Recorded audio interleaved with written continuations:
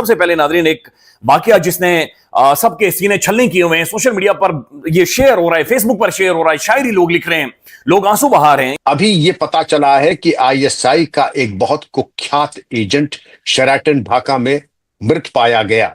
मोदी की जय जय और मोदी की बल्ले बल्ले। क्या इंडिया के भंगड़े जायज भी हैं? क्या पाकिस्तानी जर्नैलों ने जो ट्रंप को काबू कर लिया है उसके बाद कोई गुंजाइश बाकी रह जाती है? 2:30 बजे के बाद नादरीन अचानक से ये अपने उनके साथ जो मौजूद ऑफिशियल है उससे गन छीनते हैं और खुद को गोली मार देता है। अमृत पाया गया। ये आईएसआई एजेंट अकस्मात तो मरेगा नहीं, ये तो बड़े फिजिकली फिट होते हैं, अपनी हिफाजत करना जानते हैं। अभी आज मैं सुन रहा था, हमारे इतने प्यारे हैं डॉक्टर जयशंकर साहब, वो एक जगह पे खिताब कर रहे थे। आने वाले दिनों में भारत से अमेरिका के ताल्लुकात पहले से ज्यादा ऊपर चले जाएंगे, ये बात मैं आपको भी लिख कर देने के लिए तैयार हूँ। और जर्नैलों का हनीमून पीरियड खत्म होने वाला है। उन्होंने कहा जी यूएन सिक्योरिटी काउंसिल के मेंबर्स जो हैं वो टेरर ग्रुप्स को सपोर्ट करते हैं। जब बंदा अपनी जान ले रहा है ना, ये इंतहा है, ये घुटन की इंतहा है, ये डिप्रेशन की इंतहा है। अब बिहार के इलेक्शन में भी वो कहते हैं कि शायद वो जीत ही जाए, हार का अभी वो दूर है क्योंकि मोदी मजबूत है डोमेस्टिकली। जो कश्मीर में कर रहे हैं उसको आप फ्रीडम फाइटर बोल देते हैं, और जो आपके सर के ऊपर आके फट जाता है उसको कहते हैं ये टेररिस्ट है। तो ये वाली जो डेफिनेशन है ना, पाकिस्तान के पास जितने कुल असासे हैं ना स्टेट बैंक में पड़े हुए, इंडिया के एक बिलियनियर के बाद उससे 10 गुना ज्यादा असासे हैं, और वो काम भी अपनी एस्टेब्लिशमेंट के साथ मिलकर करने वाले लोग हैं। सर वो निकाल के देख लिएगा, पब्लिक ने काफी उस चीज को भी नोटिस किया कि आप खुल्लम खुल्ला मुझे कैमरा के सामने मुझे धमकियां दे रहे थे। दोस्तों, पाकिस्तानियों को सुनकर हंसी आती है। कहां से आते हैं ऐसे लोग? ऐसा लगता है ये लोग हमारे गोले के नहीं हैं, किसी और गोले से आए हैं। कितने तेजस्वी हैं ये लोग। आप सभी हंसते रहिए और पाकिस्तानी कॉमेडी का मजा लेते रहिए, और चैनल को सब्सक्राइब करना और शेयर करना ना भूलें। धन्यवाद। अभी आज मैं सुन रहा था, हमारे इतने प्यारे हैं डॉक्टर जयशंकर साहब, वो एक जगह पे खिताब कर रहे थे। उन्होंने कहा जी कि यूएन के जो मेंबर्स हैं ना, यूएन सिक्योरिटी काउंसिल के जो मेंबर्स हैं, उन्होंने टेरर ग्रुप्स को, हालांकि हम सिक्योरिटी काउंसिल के नॉन परमानेंट मेंबर है ना, परमानेंट तो नहीं है लेकिन नॉन परमानेंट मेंबर हैं, क्योंकि उन्होंने कहा जी यूएन सिक्योरिटी काउंसिल के मेंबर्स जो हैं वो टेरर ग्रुप्स को सपोर्ट करते हैं। और पाकिस्तान जो है वो जो रेफरेंस दिया जारी बात है वो जी रेजिस्टेंस ग्रुप को पहलगाम टेरर अटैक के बाद।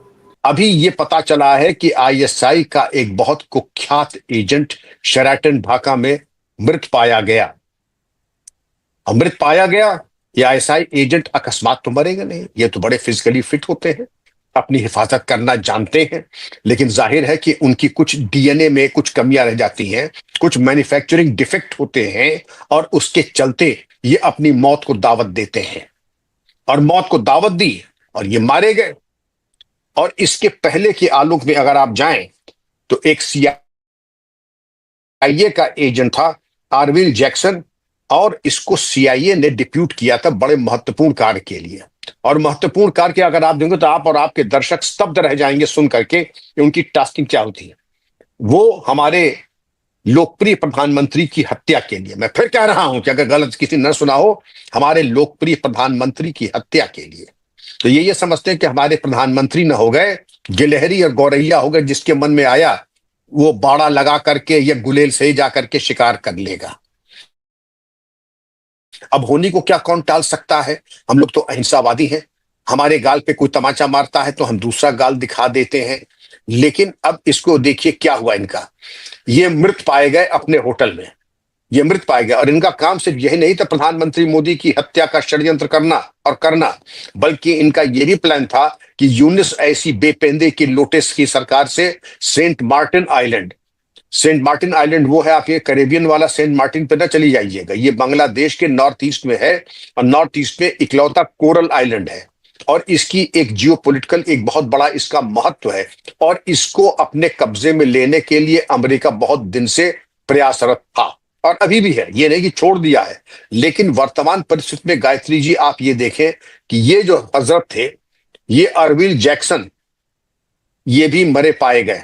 ये मरे पाए गए, किसने किया क्योंकि ये लोग ऐसे कि ये शरीफजादे तो है नहीं कि सिर्फ साधु समाज में ही उठते बैठते हो। मैं ये कह रही हूँ कि आप दूसरे को अपने से कम समझते हैं, उसके बाद उनकी आप जो पॉइंट आउट कर रहे हैं कि जी वो इधर नहीं पूछा जा रहा, उधर नहीं पूछा जा रहा, तो अच्छी बात है, आपको तो खुश होना चाहिए कि कोई नहीं पूछ रहा। लेकिन आपको फिर अपने ऊपर इतना काम करना चाहिए पाकिस्तान को कि हमें तो कोई पूछ ले। सर हमें भी कोई नहीं पूछ रहा, उन्हें भी कोई नहीं पूछ रहा, तो चलो मान लिया, लेकिन हमें कौन पूछ रहा है सर? हमें सिर्फ वो लोग पूछ रहे हैं जिनका पैसा फंसा हुआ है कि कब दोगे। वो फोन आते हैं सर हमें कि देखे जी वो आपने लोन लिया था, वो सर ट्रम्प को तो छोड़ ही दें सर, ठीक है मेरी बात सुने सर, ट्रम्प को तो ना, हाँ हाँ ट्रम्प की कोई बात हाँ, नहीं ट्रम्प सर, वो हमें तो बस वो लोग पूछते हैं जिनका पैसा फंसा हुआ है ना। चाइना वाले पूछते हैं भाई क्या हुआ, वो सी पैक जो पैक हो गया या नहीं हुआ। उसके बाद सर जो बाकी लोगों से जिनसे हमने पैसा पकड़ रखा है वही हमें फोन करते हैं कि कब वापस दोगे। तो बाकी तो सर हमें कौन पूछ रहा है। अब आप एक ऑपरेशन सिंदूर के बाद आप लोग जो है वो मतलब उसमें से वापस ही नहीं निकल पा रहे हैं। भाई वापस आ जाइए। यहाँ पर लोगों की हालत देखिए, आपको पता है 22% यूथ आपकी जो है इस वक्त जॉबलेस है। आपको मालूम है लोगों की हालत कितनी खराब है, आपको मालूम है?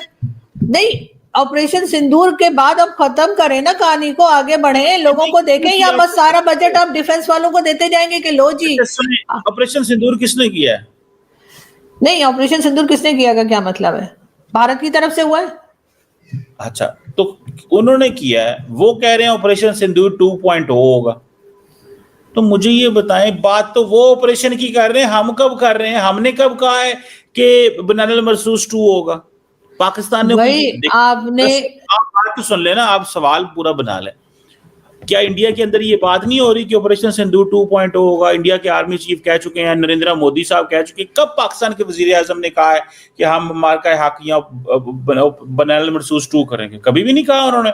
तो वहां से मैडम ये जिंगोइज्म आ रहा है आपको। वैसे अब आपको इन्विटेशन आया, अब आपको जरूरी नहीं जयशंकर साहब सारी बातें ठीक कर रहे हो। अगर उनका इन्विटेशन आपको मिल ही गया है किसी वक्त, वो भी जो है नहीं मिला सर, नहीं मिल सकेगी। मैं इनविटेशन की बात नहीं कर रही, लेकिन मैं ये कह रही हूँ कि उसमें से निकल आए, आप लोग भी जरा बाहर आ जाए। कभी आप लोग अफगानिस्तान से पंगे कर रहे हैं, कभी आप लोग इधर भारत के साथ टकरे मार रहे हैं। और जो जिस बात के लिए भारत ने अटैक किया था सर, वो जो टेररिज्म के बार बार इल्जाम लगाते हैं, अगर उन ग्रुप्स को आप खत्म कर दें बजाय छुपाने के, तो शायद मसला हल हो जाएगा। बिल्कुल।